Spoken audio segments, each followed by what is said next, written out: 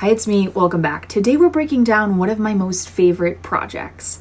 It is my no demo shower renovation. I gave my shower a complete makeover with no demo. I'm showing you exactly how I did it, the full price breakdown, and why this project was so controversial.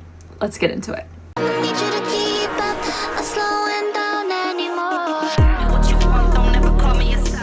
If you didn't know, shower renovations are expensive, super complicated if you're not a professional, and if you do them wrong, you can flood your house or have black mold. So we're trying to avoid that. Now, the shower was in good condition. There wasn't any major leaks.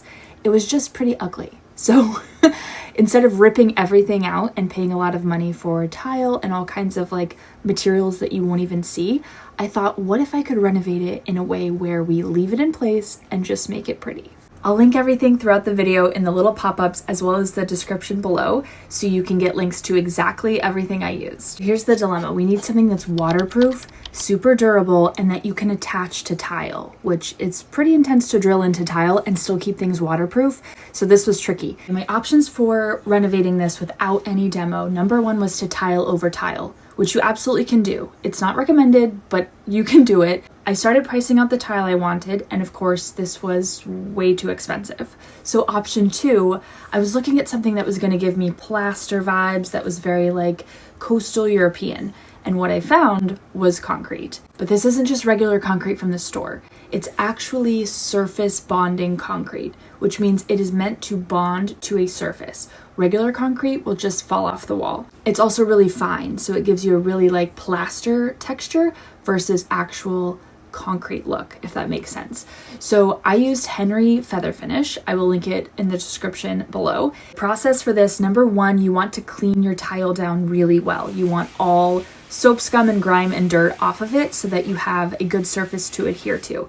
Number two, you're going to mix the concrete with water till you get a pancake batter consistency, and then you're just going to smooth it on with a trowel. You want to use the non-ridged side of the trowel so you get a really smooth coat. You can make it completely smooth, but I added some texture with different lines, which is honestly easier because then you don't have to worry about getting everything perfect.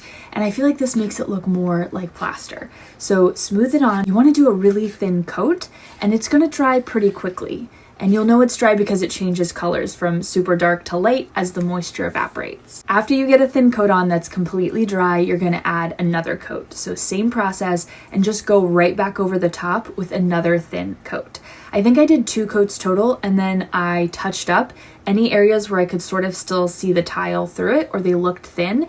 It's kind of easy to see through. So it was really nice because then I knew where to put some extra. Once you have all your coats on and it's completely dry, you're going to sand it down. So this is going to remove all the areas where you kind of have rough edges, because you don't really want that. You want to be able to run your hand across it and not feel any catches or snags. So I used just a power sander for this. Mine is a professional style one with a hose, but honestly, you can just get the Ryobi one from Home Depot. You want to use probably 100 grit to 180 grit and just sand over any areas that are really rough. This is going to give you a finished professional look. It is totally worth it. I honestly hate sanding, but this makes it look so much more finished. This is where the magic happens because you can make this any color that you want.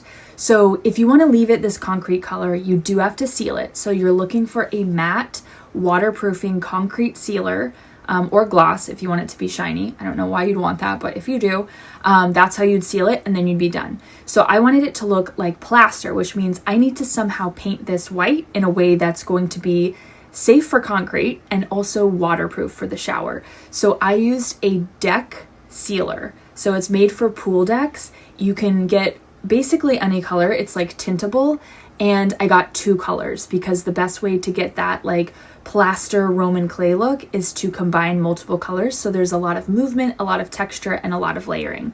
I will link the exact product I use and the 2 shades down below. Pro tip, the first color that you put on, the concrete is just gonna soak up. So I used white to start to kind of give me a more neutral base and get this gray color kind of out of here. So 2 coats of white, I used a roller and then a brush to touch it up, and then I started layering on the cream color. And I did this over the whole thing, but added more in certain areas, kind of where there were swoops or scrapes to give it really deep texture. This is really easy, I promise. It's really hard to mess up because plaster is supposed to look organic and kind of like thrown on there. So you don't have to be perfect. Just layer it up and play around with it. You can also do a test swatch if you want. Like put some concrete on like a scrap wood board and test out so that you know what color you like before you commit. The reason this project was so controversial is because some of you were very angry that I was covering up this beautiful terracotta tile. Except it's not real.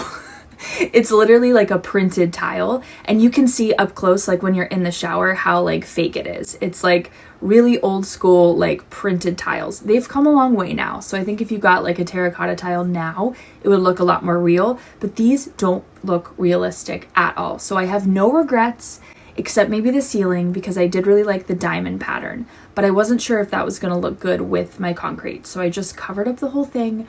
But that's why it's so controversial. But yeah, if this was real, like real terracotta tile, I would not be covering it up like this, but it's fake and ugly and it had to go. Since the concrete only cost $25 per box and the paint was also pretty affordable in comparison to real tile making over a whole shower, I had some money left in the budget and I decided to splurge on some hardware. So I got this brushed gold hardware from Moen. It has like a rainfall shower head. The handles are really modern and it has like a handheld shower. So everything matches now and it looks way more polished. And I feel like this was totally worth it because this new like plaster shower would be pretty boring if I had the old gross hardware on it. This is pretty easy to install yourself, but if you want help, most plumbers will come at an hourly rate. So it should probably take them like 1.5 hours. It's pretty easy to get this swapped out even if you don't know how to do it yourself. Okay, are you guys ready for the reveal?